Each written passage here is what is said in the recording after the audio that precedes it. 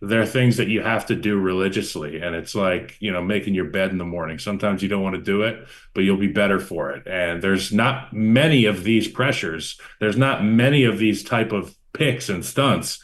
So if we have 4 or 5 of them covered in practice, they shouldn't surprise us on Sunday. That's what concerns me. Sometimes it looks like they're surprised by some of this stuff. All right, but before we get to our interview with Kyle Long, we want to talk to you guys about the great tasting, less filling, the holiday making Miller Lite.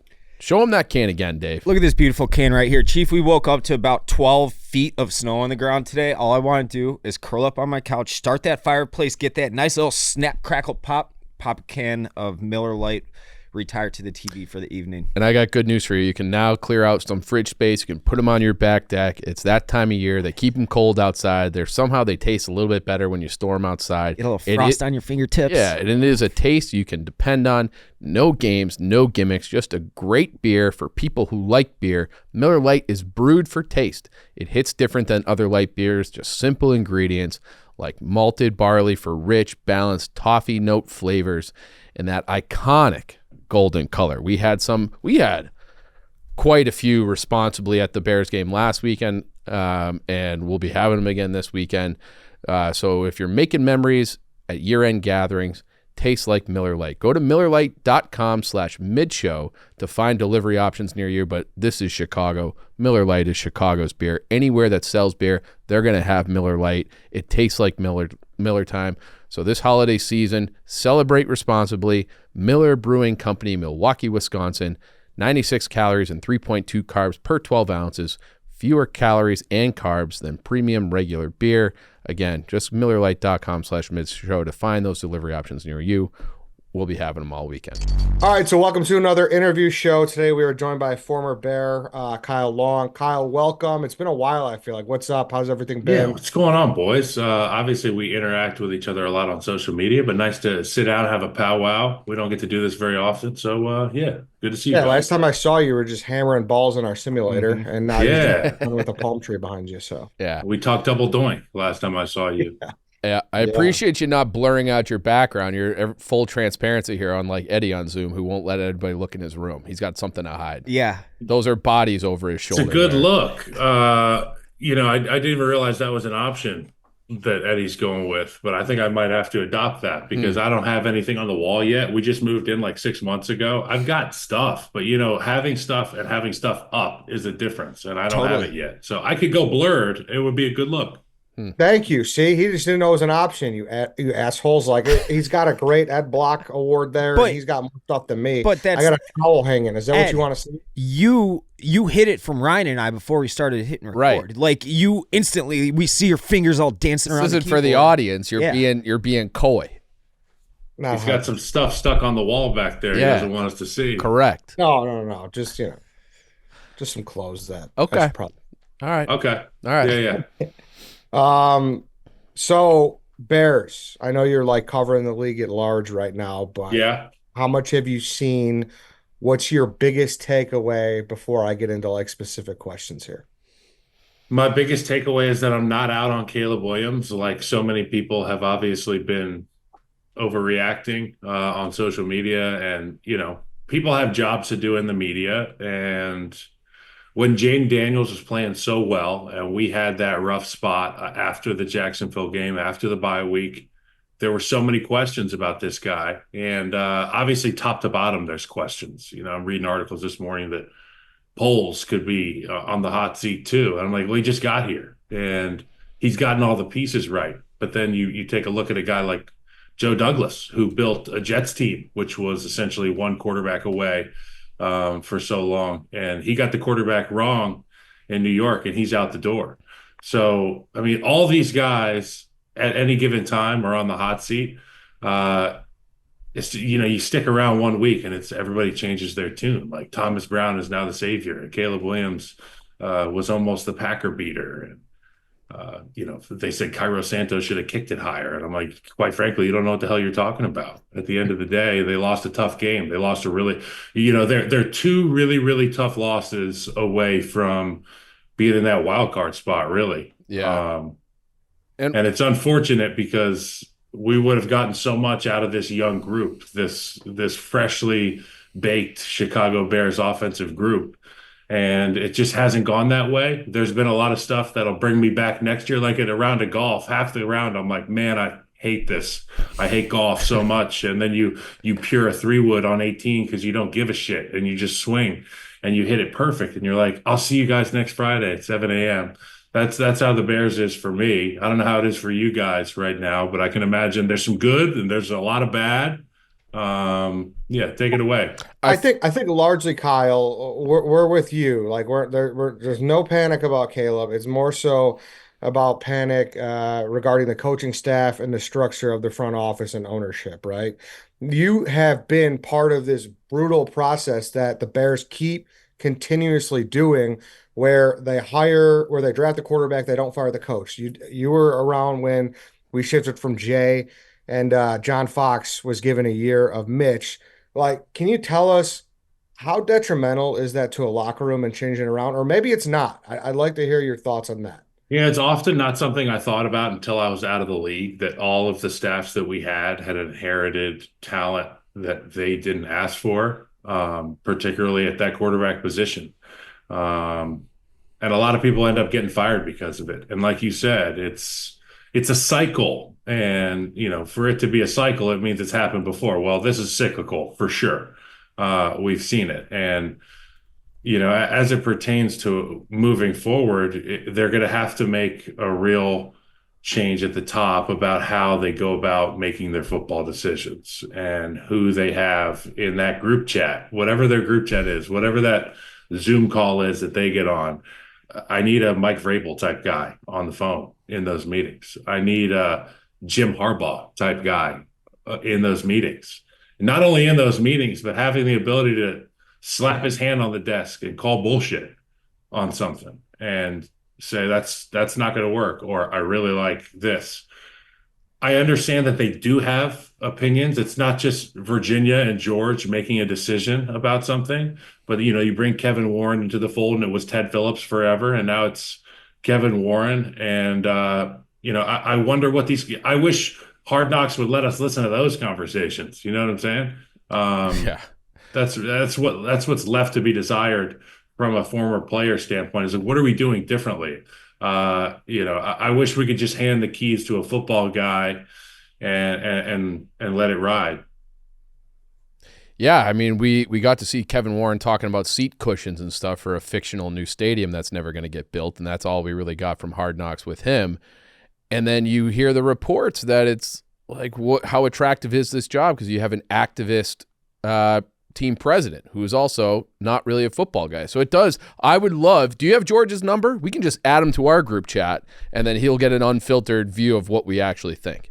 It's funny. I've got all these accounts on Twitter that are like the George McCaskey accounts, and I never know him. And George McCaskey is such a good dude that I could totally see him just Friday afternoon creating a Twitter account, not verifying himself, and just tweeting like apologies to the fans and like shout out to your niece Jackie. That's a great picture of her and her Mitch Trubisky jersey.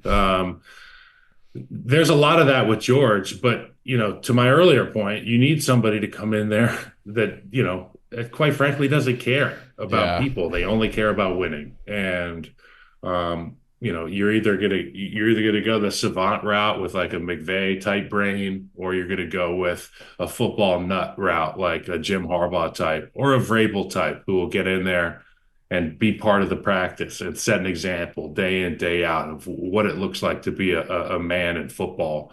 I'm not in the building at Hallis Hall right now, so I don't know what the day-to-day is like with Eberflus, what the team meetings are like, what his tone is in post-practice meetings. But, There is, so on that exact note, there was a video, I'm sure you saw it bouncing around the internets, where it was Tressman, it was Nagy, and then it was Eberflus talking about, that it was like the montage video.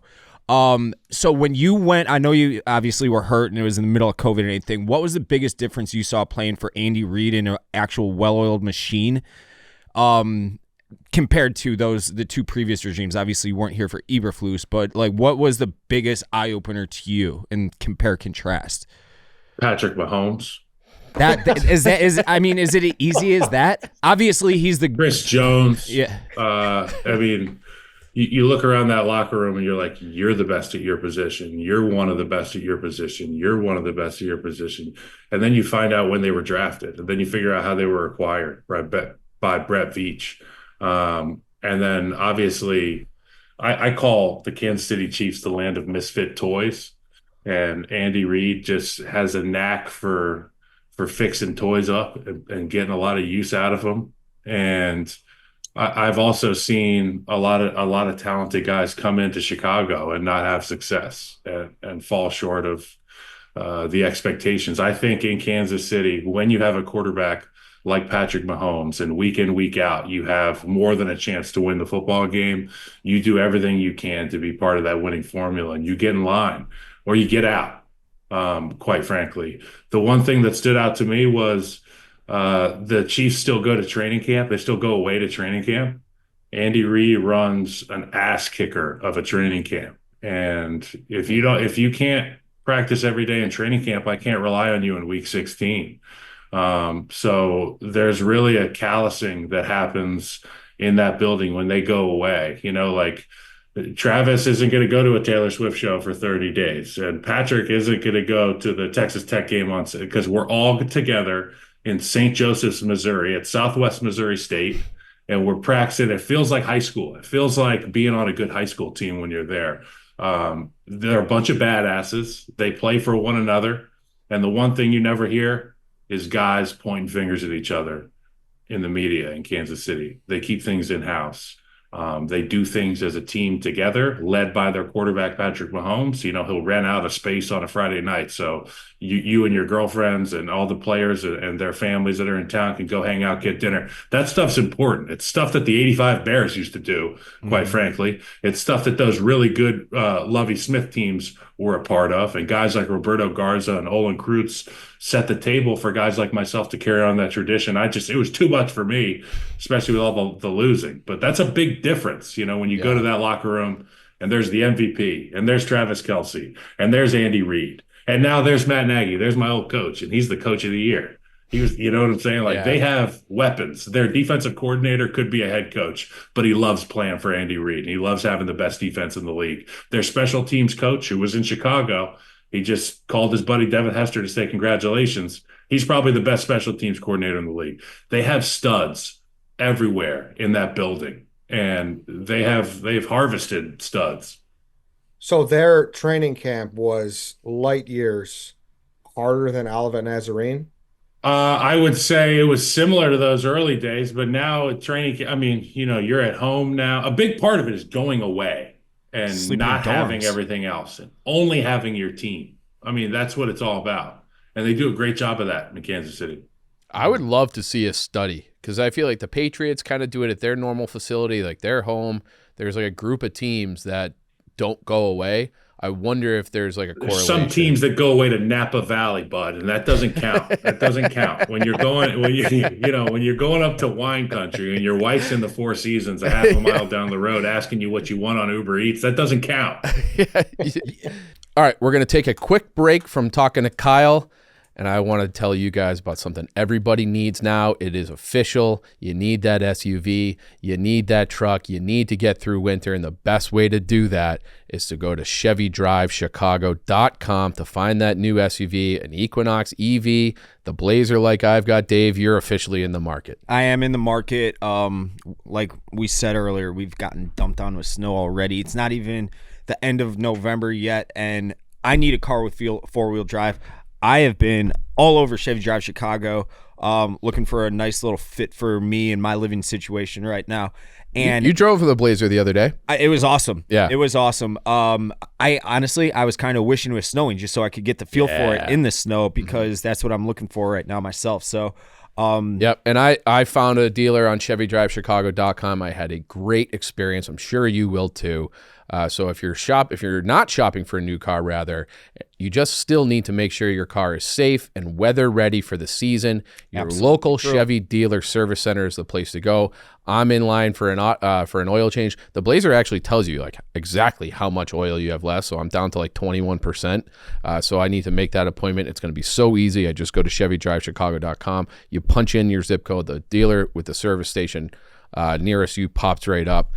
So make sure you're doing that. Again, find your local dealer at ChevyDriveChicago.com. They're the absolute best. Can't recommend them enough. It's been a great experience for me. Get yourself a Blazer to get through this winter.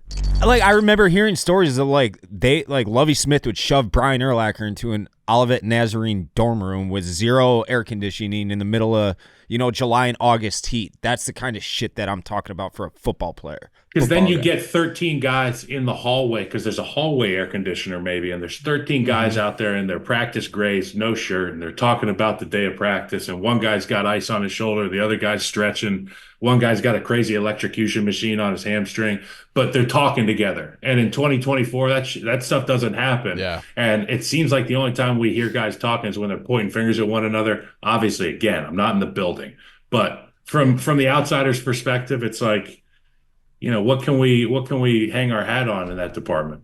Well, there's been a lot of finger pointing, and like Eberflus has done some of that. We're in the public. Obviously, he fired the OC, but he called out Stevenson pretty publicly. What did you make of that? When you saw that quote, were you like, ooh, I don't know if that was the right way to handle it? I can't remember the quote exactly, but I'll give you my take on the Stevenson stuff. I mean, he thought they were going to win. He was talking a little smack. Or, his side, he was pumping up Bears fans. Either way, he was in the wrong. And either way, that entire group was in the wrong. And obviously, I thought they should have had a better plan, understanding where they were on the football field. Jaden Daniels, rib injury. He's not going to be able to throw it that far. They got to take a chunk out of this field before they go for their final heave-ho, Hail Mary. That was absent-minded, in my opinion, and then spying the quarterback on fourth down. I mean, I don't know if you guys have covered that, but it's like a green dog blitzer. When you understand that he's passing and it's a Hail Mary situation, he's passing. Go from the second level, pick your gap, hit it with authority, speed that process up, and it makes everybody look bad on the back end when all these things in conjunction with one another, and then the collapse of the Bears, obviously, after the Hail Mary. Well, and that was the quote from Eberflus, was that the play before didn't matter. And I did see that quote. Yeah. And that's just, we can all just call bull honky on that one. Yeah. All right. Well, I'm glad you said so. Is it now? I say this like 97% kidding, but also 3% kind of serious. You're kind of I'd like to think you're kind of like an intergalactic, kind of like a thinking guy. You just talked about the broken toys that Andy Reid fixed. You talk about the great players that have come to not harvest here. Is there some type of cloud or some type of negative curse here that's going on within the Bears organization? I was superstitious as a baseball player, but as a football player, I stopped believing that stuff. Anybody can be the guy at any given time. You can also get shit on any day in the NFL. And for the Bears, it's been a rough stretch, but I really love this quarterback, Caleb Williams, and Roma Dunze showed me a lot of stuff, and they were at their best when their best was needed against the Green Bay Packers last week. In a time where you talk about all these dark clouds, they're hanging over this franchise, and they have been for quite some time. But I truly believe that this guy Caleb Williams is special. And while the proof isn't in the pudding yet, as it relates to the other rookie quarterbacks, because don't forget, Bo Nix went for 4 touchdowns. He's playing against the Raiders this week. He could be looking at 8 touchdowns in 2 weeks. We're struggling to find the end zone, but I believe in him. I believe in Thomas Brown. You need a guy with some juice. You saw him in the booth this past week. I mean, it got me fired up. I'm in the garage hitting squats and cleans now, just in case they call the kid. Dude, they might call. I mean, they might call. They should call. I'm just kidding. Already on the depth. Yeah, you look a little too skinny. But I'm 290, bro. I'm 290. Okay, all right. Let's go. Let's go. All right. But bottom line, I'm only staying jacked because I got 2 young daughters and they're beautiful. And you know how this thing goes. You got to stay ready. Got to stay ready, man. Well, speaking of the offensive line play, it's been much talked about here. Hasn't been great. And what you see is they look like they really struggle to pick up, things such as simple twists. When you see that being an offensive lineman, is that just an indisciplined thing? Is that just like that guy's not a guy? What frustrates you the most from what you've seen out of the Bears O line so far? This stuff isn't rocket science, okay? And I miss my fair share of blocks. And you're going to get beat. They get paid too. But the instances that you're discussing are the three-man games, the load fronts, the TEs, the ETs, where two guys are expected to work with one another to get this thing blocked. And far too often we see one of the two defenders squeak loose, or worse than that, two of the guys don't get picked up, the picker and the looper don't get picked up. I think it comes back to practice. I think it all comes back to practice habits. And when I discussed the Kansas City Chiefs and their training camp habits, it bleeds into the season. And a guy like Andy Heck, offensive line coach, another top three guy in the NFL that could probably be a head coach. They've got all these head coaches in Kansas City. I'm thinking that if we see it on Sunday that it's not getting picked up, it's just not getting coached well enough. Um, Unfortunately. And I'm sure Simo's a good coach, but every coach has their blind spots. And sometimes blitz pickup, pick half line games, drills, they're things that you have to do religiously. And it's like, making your bed in the morning. Sometimes you don't want to do it, but you'll be better for it. And there's not many of these pressures. There's not many of these type of picks and stunts. So if we have 4 or 5 of them covered in practice, they shouldn't surprise us on Sunday. That's what concerns me. Sometimes it looks like they're surprised by some of this stuff. Yeah, you're right. It's very concerning, especially this Sunday. We got the Vikings, and Flores is going to bring a lot of pressure. So it could be one of those. Were you on the? No, you didn't have Fields, but I think back to that Browns game, which I'm sure I don't know if you remember when Fields got sacked like 8 times. Like you just run that nightmare over and over when you just kind of ruin guys doing that. So Yeah. it's scary. It's scary. 9 sacks for Caleb Williams a couple weeks ago, Yeah, but that too. the guy just continues to compete. I love it. I mean, third and 18, 4th and 5, the compete ball he threw to Roma Dunze. Like, what's not to be excited about? The Bears are now a team that I can play with on Madden and have a pocket offense. I can also run with Caleb Williams. It's Yeah. pretty fun.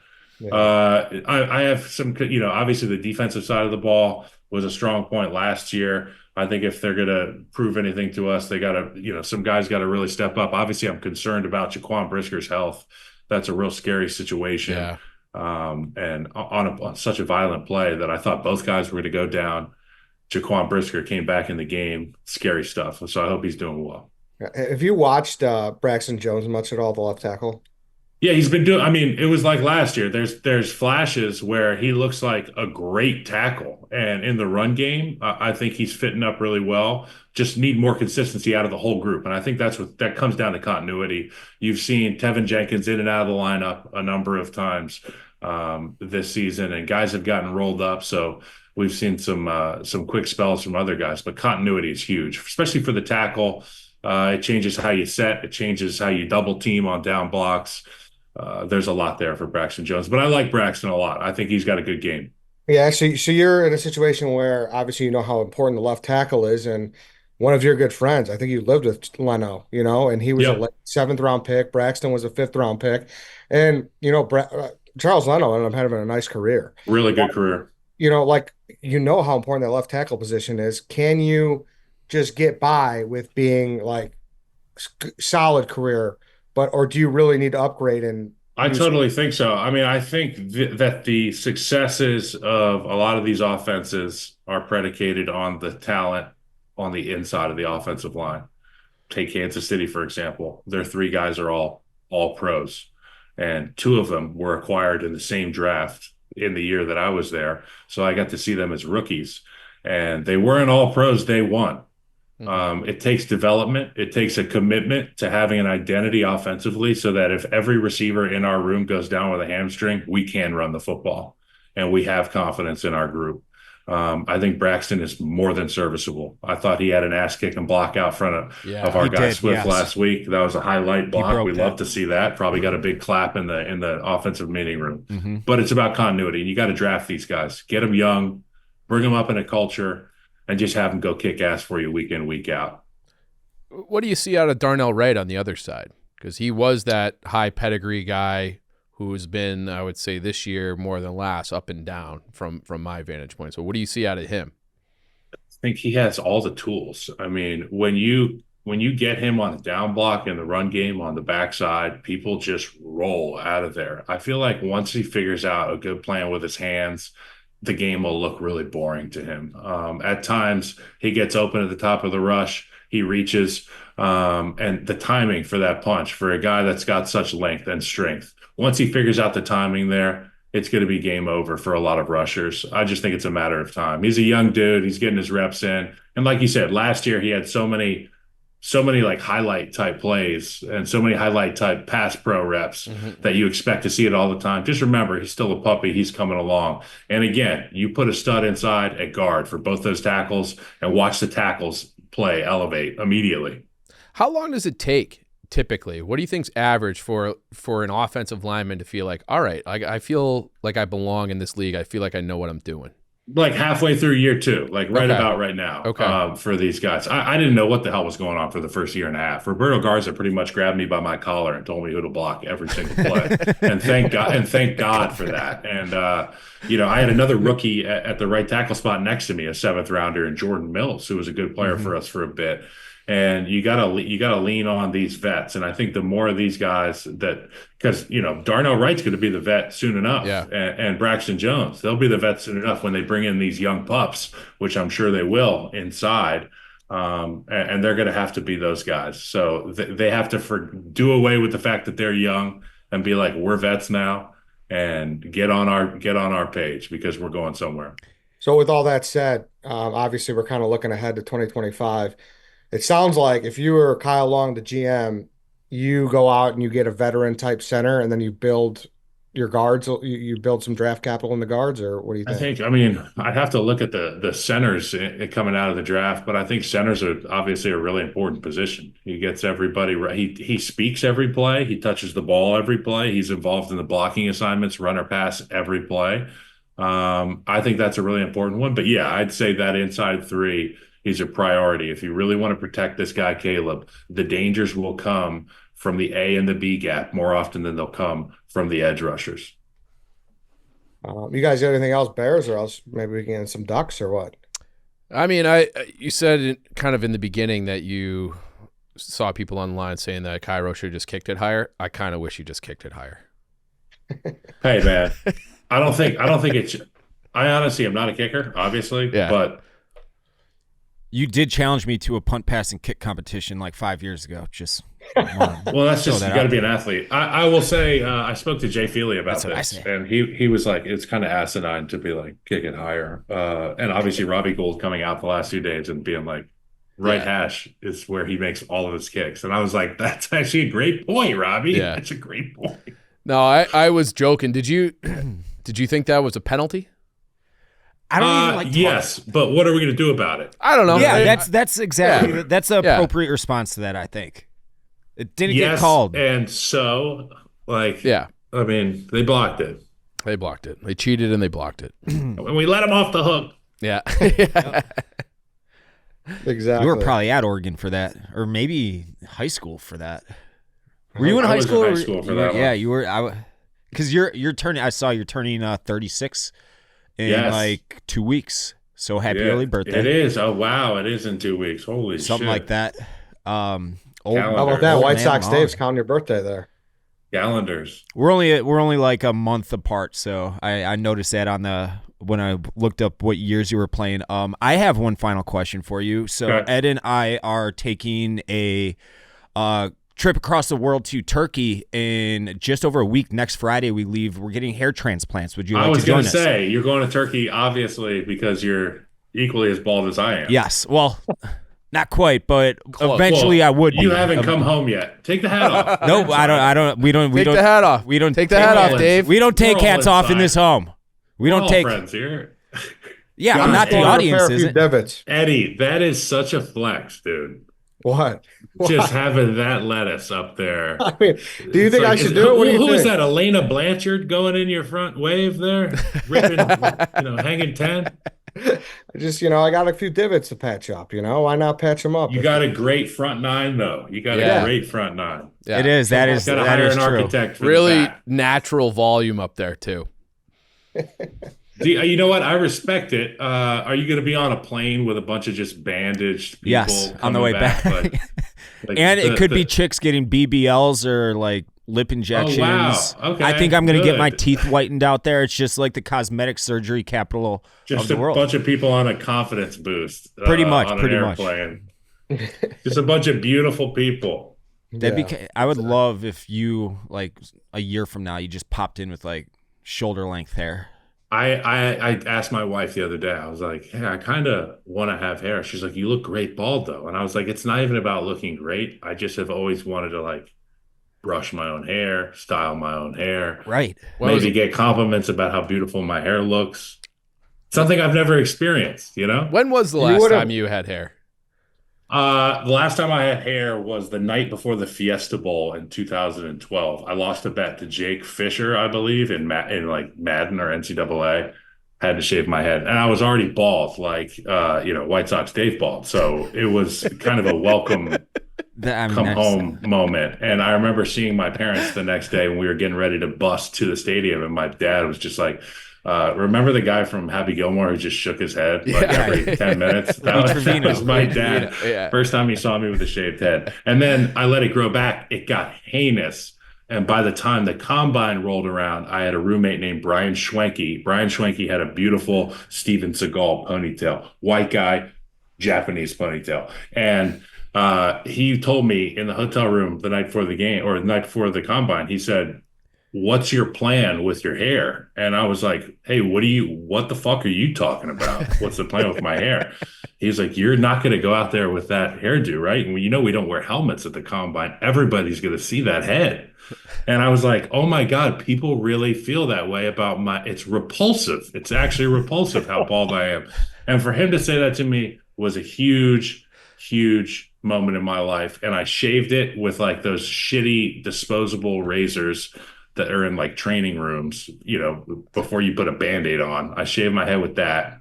And then I ran my ass off and the Bears drafted me. So it was like probably the best decision I ever made. Thank God for Brian Schwenke. Thank God. You might have slipped to the third round if you showed up with that head of hair. Were you a gaucho? Was that your high school? Yeah, Saddleback. I'm looking at you in a high school. It was going in high school. That was Saddleback. I was 22. I was in college. I went to junior college for a couple years. Is that what it was? Before I went to Oregon. And yeah, it was, I had power alleys. Chris used to say I had power alleys in junior high. He used to kill me about it. Yeah, and he's just got fantastic hair. So just great hair. Shout out to Chris. Yeah, shout out to Chris. What do you think? Ducks going to win the Natty? Are they going to have to play Ohio State again? I mean, it's looking like they're going to be in the same, like in the quarters, right? So I don't know the bracket. I don't know all this stuff, but obviously I'm a Ducks fan. I watched the Ohio State game. It was a close game, obviously. And Dan Lanning, very savvy. It's tough to beat a team twice, particularly if you're not going to be at home again. I know that they're the number one team, but they're going to have to play in Indianapolis, right? Mm-hmm. I feel like there's more buck nuts down the way in Indianapolis. Yeah, it's going to be tough to do, but obviously I want to see Oregon do it. I love Dan Lanning. I never met the guy, but I would run through a wall for that dude. Yeah, he seems like the man. Do you like this new format? I don't even know it, man. I just figure keep winning until they stop lining teams up, and then you can go drink some beers with your buddies. I like that. Pretty much. Are you? What else is up? So you're doing? How are you liking media? You're thinking about coaching? Media is good. With this? Media is good. I always think about the coaching aspect of things, but I've got two young kids, and it's tough. I work 6 days a week as it is. Probably like 8 to 12 every day, and then on the weekends, obviously, I'm in New York doing the pregame show, so I'm away a lot as it is. I'm stretched pretty thin, but I like the media. It's fun. It's hard to come up with takes. That's one thing I've realized that I respect about you guys over at Barstool is there's never a shortage of opinions or takes. You just have to be dumber. You have to be dumber and don't filter yourself, and just whatever pops in your head, you just say it. Just let it rip. Let it rip into a microphone. Yeah, I mean, it's great. I respect it. I appreciate it. And now sometimes I have to remember that I'm on so much that I forget when I'm on. You know what I'm Yeah. saying? And like my co-host will look at me and be like, "We're on right now. Like, are you?" Yeah, how are long you until you get canceled? I don't know. It's it's tough. I feel like we're moving away from that probably, but I see Pat McAfee cussing up a storm on ESPN every week, and Nick Saban swearing too. So things are looking up for idiots like Yeah. myself. Not saying I'm in any way in the same category as Nick Saban or Pat McAfee, but like if guys like that are okay, I'll be okay, I think. Anything you want to get out there before we wrap up here? No, I'll see you guys after the season, and yeah, man. Let's rattle Tell off a Coach few tell wins. Coach Huh? Gruden I said what's up. Yeah, Yeah, he we says will. he misses the snow in the winter, but he's going to see us after the season, after winter's over. Got it. Yeah. Got it. He's got some stuff to fix. He's got some stuff to figure out before Yeah. he sees you guys. Yeah. All right, boys. Thank you. All right. Thanks, All right, Kyle. Kyle, appreciate it. Appreciate you, Kyle.